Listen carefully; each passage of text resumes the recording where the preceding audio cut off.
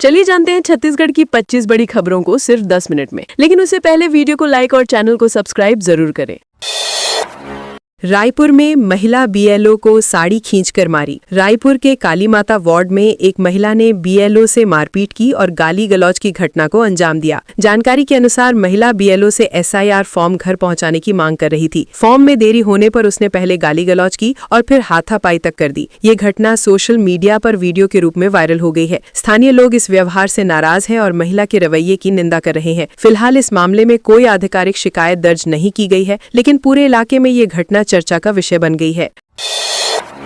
Raipur railway station से बच्ची को उठा ले गई महिला। रायपुर रेलवे स्टेशन के सामने सड़क से 2 साल की बच्ची अंशिका गायब हो गई। सीसीटीवी फुटेज में एक संदिग्ध महिला बच्ची को गोद में लेकर जाते हुए दिखाई दे रही है। घटना 21 नवंबर की है, जब बच्ची के पिता प्रशांत भट्ट नशे की हालत में अपनी बेटी को लेकर स्टेशन के पास भटक रहे थे। बच्ची के माता पिता ने जीआरपी थाने में एफआईआर दर्ज कराई है और पुलिस बच्ची की तलाश में जुटी हुई है। घटना के 8 दिन बाद भी बच्ची का कोई सुराग नहीं मिला है। ये घटना पूरे इलाके में सुरक्षा की चिंता बढ़ा रही है।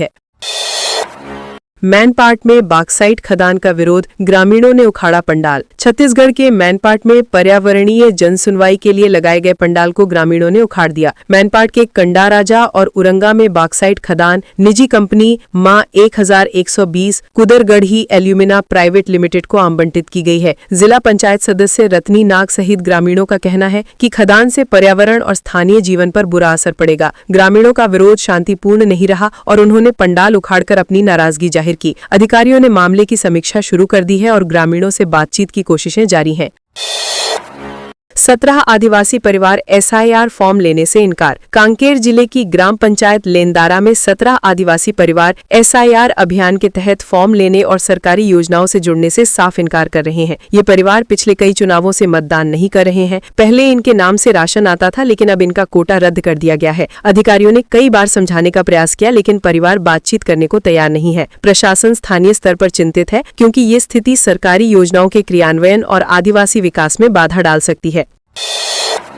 कोरबा में 8 फीट का अजगर मिला। कोरबा के प्रगति नगर स्थित मटका फोड़ मैदान में 8 फीट लंबा अजगर दिखाई दिया। ये अजगर उस समय लोगों की नजरों में आया जब बच्चे मैदान में खेल रहे थे। आसपास के लोग घबरा गए और भीड़ जमा हो गई। तुरंत स्थानीय समाजसेवी गुलशन जायसवाल और पार्षद अरुणीश तिवारी को सूचना दी गई। उन्होंने सावधानी पूर्वक अजगर को पकड़कर सुरक्षित बोरी में रखा और जंगल में छोड़ दिया। एससीसीएल कॉलोनी और आसपास के इलाके जंगल से सटे होने के कारण ऐसे अजगर और सांप की घटनाएं अक्सर होती रहती हैं।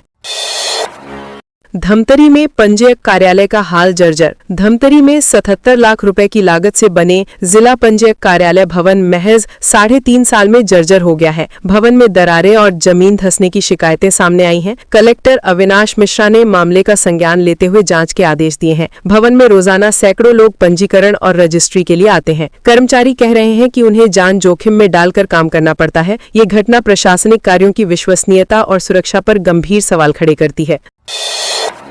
धमतरी में 40 लीटर अवैध महुआ शराब जब्त। धमतरी में आबकारी विभाग ने कार्रवाई करते हुए 40 लीटर अवैध महुआ शराब जब्त की। आरोपी जयसिंह और सह आरोपी धनराज नेताम को गिरफ्तार कर जेल भेजा। शराब पॉलीथीन पैकेट में बेचने की योजना के साथ रखी गई थी। आबकारी टीम को टोल फ्री नंबर पर शिकायत मिली थी। कार्रवाई के दौरान आरोपियों के खिलाफ आबकारी अधिनियम की धारा 34 और 59 क के तहत मुकदमा दर्ज किया गया। ये घटना अवैध शराब बिक्री और कानून व्यवस्था पर प्रशासन की सक्रियता की अहमियत को उजागर करती है।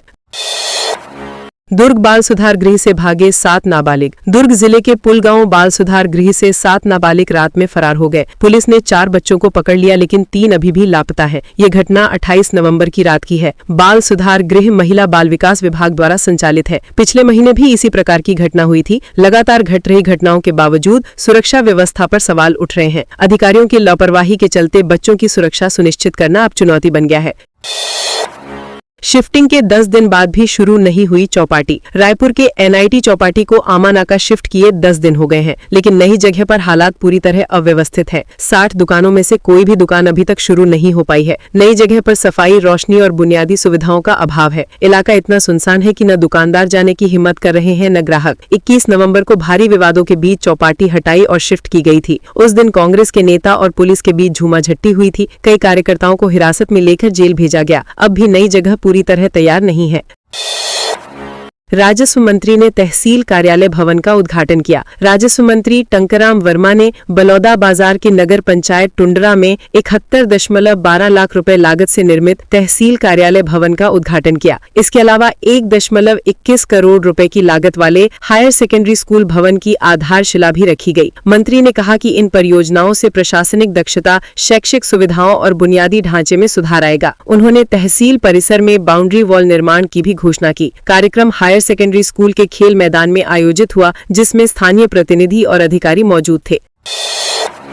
पखानजोर में अवैध शराब के 3 कारोबारी गिरफ्तार। कांकेर के पखानजोर थाना पुलिस ने अवैध शराब की बिक्री और परिवहन के खिलाफ अभियान चलाते हुए 3 लोगों को गिरफ्तार किया। पुलिस ने कुल 15 लीटर महुआ शराब और कैश बरामद किया। पहला मामला लखनऊपुर गांव का है, जिसमें अशोक व्यापारी को 7 लीटर शराब और 210 रुपए बिक्री राशि के साथ पकड़ा गया। तीनों आरोपियों के खिलाफ आबकारी अधिनियम की संबंधित धाराओं के तहत मुकदमा दर्ज किया गया। ये घटना राज्य में शराब की अवैध बिक्री और कानून व्यवस्था बनाए रखने की दिशा में अहम कदम है। छत्तीसगढ़ मनुआ कुर्मी समाज का महाअधिवेशन। छत्तीसगढ़ मनुआ कुर्मी क्षत्रिय समाज का 2 दिवसीय महाअधिवेशन 21 और 22 फरवरी 2026 को बलौदा बाजार के ग्राम चपा में आयोजित होगा। केंद्रीय प्रधान खोड़स राम कश्यप, राज प्रधान सुनीता वर्मा और अन्य पदाधिकारियों की टीम ने स्थल का निरीक्षण किया और चपा को सबसे सुविधाजनक पाया। खपराडीह और चपा दोनों गांवों से आवेदन मिले थे। निरीक्षण के बाद ग्राम इकाई और राज प्रधान की सहमति से चपा को अंतिम स्थल चुना गया। इस महाअधिवेशन में समाज के विभिन्न वर्गों से लोग शामिल होंगे और सामाजिक सांस्कृतिक मुद्दों पर विचार विमर्श होगा। छत्तीसगढ़ में पारा 3 से 4 डिग्री तक लुढ़क गया है। छत्तीसगढ़ में रात का तापमान 3 से 4 डिग्री तक लुढ़क गया है। रायपुर, दुर्ग और बिलासपुर सहित कई जिलों में ठंड बढ़ी है। अगले 2 दिनों में न्यूनतम तापमान 2 से 3 डिग्री तक बढ़ने की संभावना है। दक्षिण छत्तीसगढ़ के जिलों में हल्की बारिश और बादल छाए रहने की आशंका है। सरगुजा संभाग में शीतल लहर जारी है और अंबिकापुर बनारस मार्ग पर घना कोहरा छाया हुआ है। विजिबिलिटी लगभग 100 मीटर रह गई है। मौसम विभाग ने बंगाल की खाड़ी में डीप प्रेशर एरिया होने की जानकारी दी है, जिससे बारिश या बूंदाबांदी की संभावना बनी हुई है। बस्तर में नक्सल संगठन का नेतृत्व लगभग खत्म हो गया है। बस्तर में नक्सलियों का आतंक लगभग समाप्त हो गया है। हिडमा और राजबासु जैसे टॉप लीडर्स के मारे जाने के बाद संगठन टूट चुका है। पिछले 1.5 साल में जवानों ने करीब 10 टॉप लीडर्स को इनकाउंटर किया। भूपति और रूपेश के सरेंडर, चैतू का हथियार डालना और कई आंध्र तेलंगाना लीडर्स का आत्मसमर्पण बस्तर में नक्सलवाद को खत्म करने की दिशा में कदम साबित हुआ है। अब केवल 8 से 9 बड़े नक्सली शेष है। यदि ये भी सरेंडर कर दें या इनकाउंटर हो जाए तो बस्तर से नक्सलवाद का पूरी तरह सफाया होना तय है। SIR प्रक्रिया के खिलाफ सुप्रीम कोर्ट पहुंचे पूर्व मेका। बस्तरिया राज मोर्चा के संयोजक और CPI के पूर्व विधायक मनीष कुंजम ने छत्तीसगढ़ की SIR प्रक्रिया को सुप्रीम कोर्ट में चुनौती दी। 25 नवंबर को दायर याचिका में कुंजम ने कहा कि वर्तमान SIR प्रक्रिया आदिवासी मतदाताओं के अधिकारों के लिए खतरा है। ये प्रक्रिया बस्तर की विशिष्ट जनजातियों के लिए कठिन है, जिससे लाखों लोगों के नाम एनरोलमेंट लिस्ट से हट सकते हैं। सुप्रीम कोर्ट में इस मामले की सुनवाई 1 नवंबर को होगी। ये कदम प्रक्रिया की वैधता और आदिवासी अधिकारों पर गंभीर सवाल खड़ा करता है।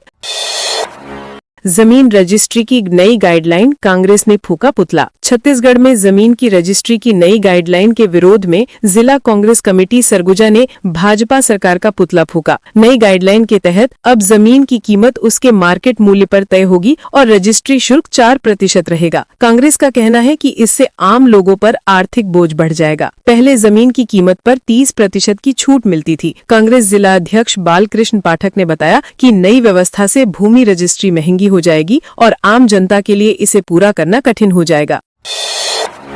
जशपुर में 54 क्विंटल अवैध धान जब्त। जशपुर के लोदाम थाना पुलिस ने झारखंड से छत्तीसगढ़ में अवैध रूप से लाई गई 54 क्विंटल धान जब्त की। ऑटो और पिकअप वाहनों में ये धान छिपाकर लाया जा रहा था। सूचना मिलने पर पुलिस ने घेराबंदी कर वाहनों को रोका। ऑटो से 14 क्विंटल और पिकअप से शेष 40 क्विंटल धान बरामद किया गया। ऑटो चालक शंकर सिंह और पिकअप चालक आदित्य सिंह को पकड़ लिया गया। ये कार्यवाही राज्य में अवैध धान की तस्करी रोकने और कृषि उपज के नियमानुसार वितरण सुनिश्चित करने की दिशा में महत्वपूर्ण कदम है।